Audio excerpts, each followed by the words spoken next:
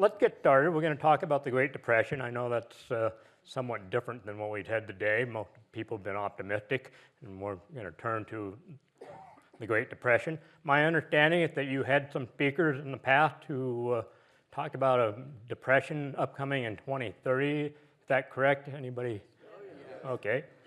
So those people, if they were economists, they were forecasting the future. My training is that I predict the past. Since I work with economic history topics.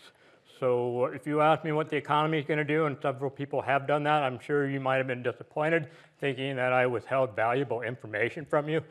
If you saw my 403B, you would know I don't know what's going on with the economy. So please don't ask, you'll only be disappointed. So let's look at baseball during the Great Depression. I always liked baseball for the numbers. I wasn't very good at playing it. Never met a ground ball I didn't boot. But I could catch a fly ball, unlike Charlie Brown. So let's posit what these people were up against. 20 to 25% reduction in their consumer purchasing power. So the consumers got hit pretty hard. There was a deflation of 25 to 30%. And then they had some sticky labor costs, which I will return to. So let's take a look. So here are some numbers. First column, real purchasing power of the consumer, tanks by 1933. Now, you'll notice that it's 4 or 5 years after the stock market crash. So in some sense, the crash may have precipitated, but a lot of economic historians will argue that it was inept monetary policy, trade policy, or whatever that made the depression last. There's been a spate of writing on that. If you read the Wall Street Journal, a friend of mine writes a lot about tariffs, and he's pretty scathing. Because it didn't seem to work back then. But a lot of people blame the tariff for that, and he presents that in great detail. Consumer price index, a deflation of 25%. The attendance, as you can see, drops about 40%. The salary, and then the real purchasing power of the salary, doesn't go down. And then finally, they're in an era of technology, and they start getting money from radio broadcast, and that's sort of an interesting story that I'll touch on.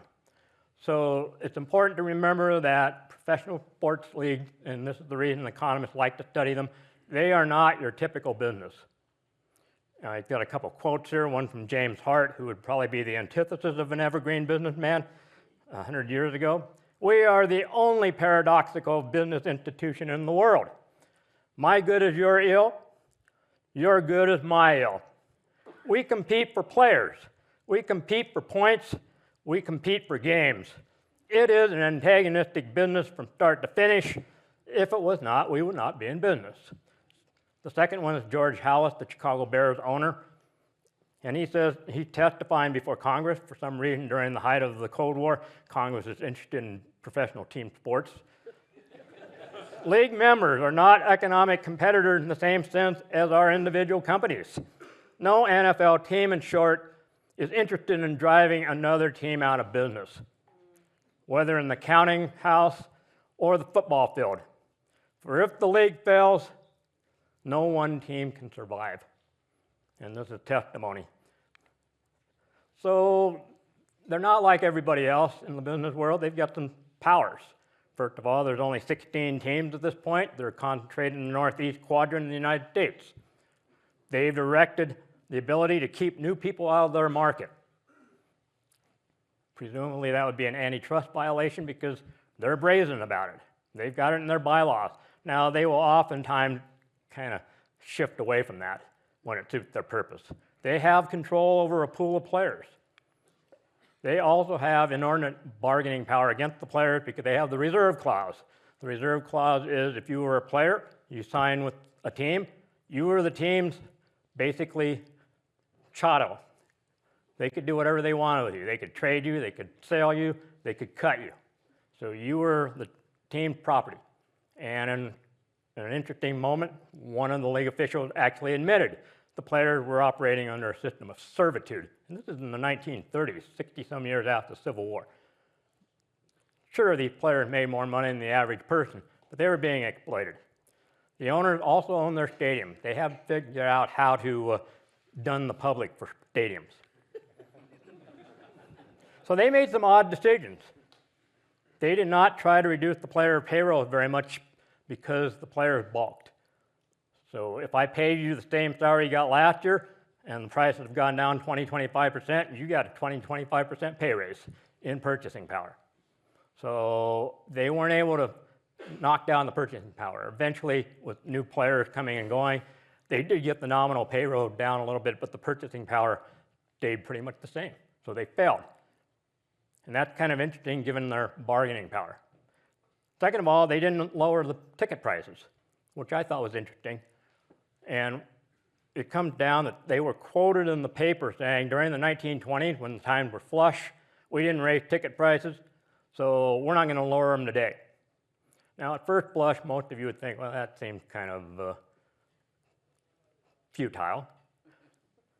But they probably realized that the fans would vote with their feet.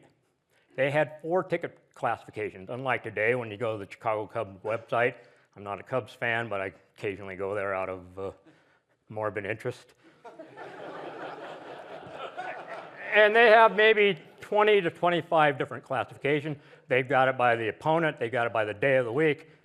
I mean, apparently they've got some people running the computer program. They kind of know how to fidget the prices. If you think the airlines are masters, the baseball teams and the professional basketball teams, I'm sure, are the same. So they only had 4 classifications. They were probably betting that the fans would vote with their feet. You've probably heard that kind of comment. So the people in the box seats would move to the reserve. The reserve people would move to the grandstand. Grandstand people would move to the bleachers. And sadly, some of the bleacher people would move out of the stadium. So my guess is that was their thinking. Now, they also probably just didn't want to cut things just because it was not a good precedent. The National League, getting back to Bo's point, they decided after 1929, which was a record year for batters, that we'll change the rules so the batters don't do as well. And then when they come into the contract, we'll say your batting average fell, I'm cutting you.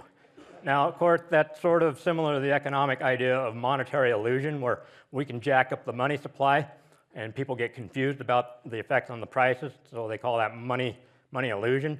So in this case, it's batting average illusion, because the player has to be awfully naive to say, well, everybody's batting average fell by 30%. The other thinking was that, well, we got 16 hitters, we only have 9 pitchers. So if we reduce the batting statistic, we can cut 16 guys. The 9 pitchers, however, can come back and say, well, my statistics are better than the past. And I didn't see any commentary how that worked. They always just talked about, well, we'll cut the statistics for the batters so we don't have to pay them much, which seems kind of odd to me, but a lot of things these people did were kind of odd to me. So we might have thought they'd innovate, and that word popped up. They're living under technological change. Unlike us, their technological change seemed rather primitive, electricity for one, and then radio. Now, if you look at the history of radio, most of those people didn't have any idea what radio was going to be used for. And they were stunned, I'm sure the people that were the pioneers, they were stunned when radio became commercialized. People realized we can make money off the broadcast. They didn't anticipate that at all. Now later when TV comes, they're all on that because they saw what radio would do. So radio was a contentious issue. These owners who didn't have a lot of money generally, their main income was the gate attendants, getting fannies in the seats, as George Steinbrenner said famously years ago as free agent. Got to get those people in the seats. If the radio broadcast of a home game siphons off some of those people, bad news. Those of you who are baseball fans, how many of you think a radio broadcast is a very good substitute for live attendance? Yeah, I mean, I'm frankly puzzled by that. They were so insecure about their product that they actually thought radio would be a major threat to live attendance. Television, different story, but there again, it's still a bad substitute because television in 1950 was pretty dismal, pretty primitive. So it took them a while to figure out that we could actually charge for broadcasting rights. And in the city of Chicago, I believe the Cubs and the White Sox allowed 4 or 5 different radio stations to broadcast the game free of charge. And so the Yankees and the others, they didn't want to do that because they thought, oh, we'll lose money. Eventually, the owner wised up. We sell monopoly rights, and that's always, or normally, a pretty good way to make a lot of money, be able to sell monopoly rights. Then we can sell exclusive broadcasting rights, make some money. Now, they started making enough money that they could pay maybe half the player payrolls. So it wasn't a trivial amount of money, but it wasn't huge. But they slowly, by the end of the Great Depression, began to realize, yeah, there's money to be made in radio. Second of all, night baseball. We take that for granted. But for those owners, that was a difficult choice. $100,000. Now, to put that in context, for $100,000, they could have probably bought 2 stars. So they had this choice. Do I spend $100,000, which I probably will have to borrow for lights, or will I spend them on the players? And in addition, of course, you have to maintain the lights, you have to pay for the electricity. A difficult choice. In retrospect, we can just look at them and say, well, you guys were a bunch of goofballs. I mean, everybody knows night baseball is going to be popular. But that wasn't obvious. And if you're running business on a shoestring, $100,000 then, which would probably be millions of dollars today, that's a difficult decision. So I have a certain amount of sympathy for the owners on that one. Some of the owners were still fighting the blue laws, Pennsylvania and Massachusetts. You could play baseball on the Lord's Day, but woe be you if you made money, if you paid people or charged people to come to the ballpark. Couldn't do that. So those teams were at a massive disadvantage because they couldn't have games on Sunday where everybody could attend. Of course, back then, a lot of people worked Saturdays in addition to Monday through Fridays. So the lack of Sunday baseball was a real drawback to some of those teams. We put you in a time machine, sent you back, and you go into the ballpark, even if it's Wrigley Field or Fenway Park, you're going to think, wow, this place is primitive. Okay, the concessions were limited. Hot dogs, nachos. We don't need no stinking nachos. So they didn't have a public address system, even though the technology was there. So before the game, some guy with a megaphone would walk up and down the third and first base line, announce the starting lineups. Okay, so for people like me who can't hear very well, I don't know.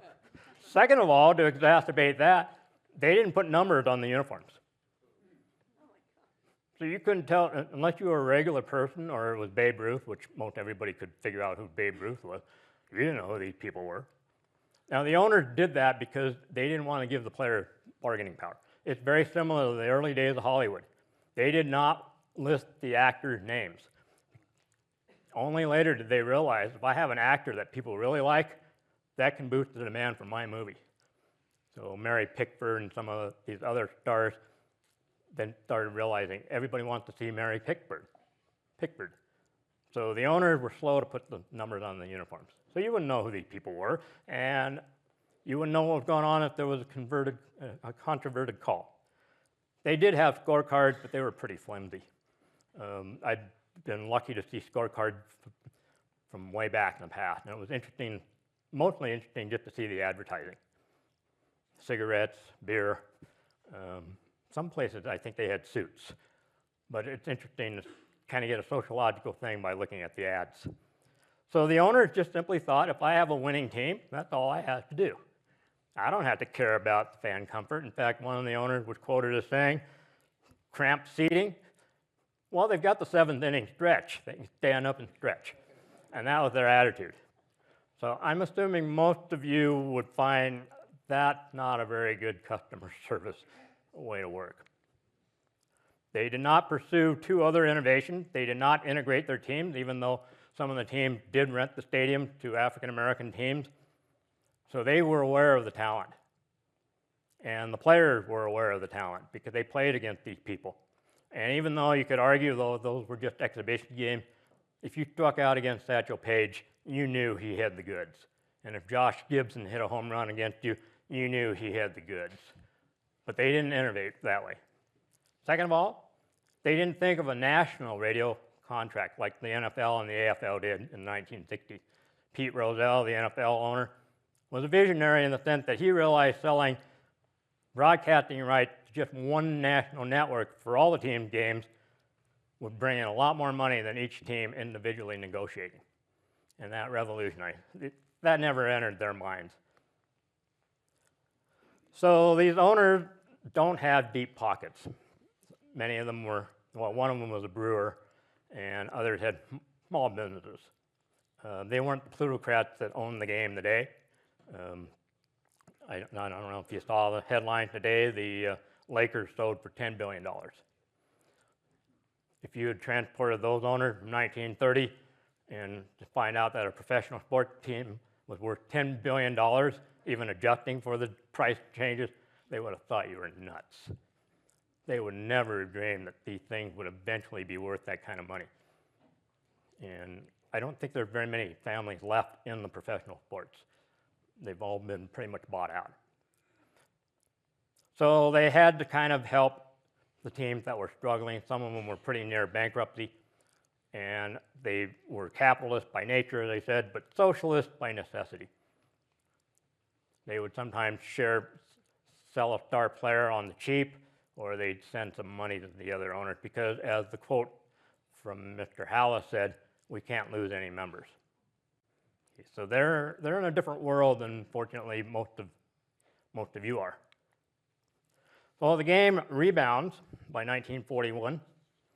St. Louis Browns, a moribund team, they wanted to relocate to Los Angeles. They worked out the transportation. They could take the California Zephyr, the speedy train out of Chicago, 36 hours to LA. And the guy had it all worked out. Unfortunately, he presents this in the first week of December 1941.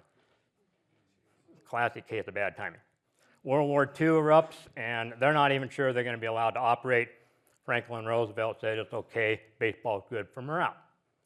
But they really don't have a true return to prosperity until 1946, and then they have 5 years where the game does really, really well, and then they hit some more turbulence and everything. Now, I want to thank the audience and the people I met. This is quite fortuitous for me because you're basically confirming a thesis from my current research, which is called Getting, Spending, and Giving, the accumulation and uses of wealth throughout history. And the main thesis is that actually today, people are a lot better off with the way people get wealth. If you think about the past, a lot of people got wealth through various unsavory or violent ways. I don't see any strong arms here. No offense, but I don't see a lot of strong arms, blackjacks, or whatever. You're making your money and you're gaining your wealth by being honorable and providing good quality goods at reasonable prices. And it's good to see that because the public doesn't really understand that. And my guess is that's going to be the biggest challenge going forward, educating the public on that. So I thank you for your efforts. And again, I thank Dave Wharton and Jackie Hawkins. So thanks for being a good audience.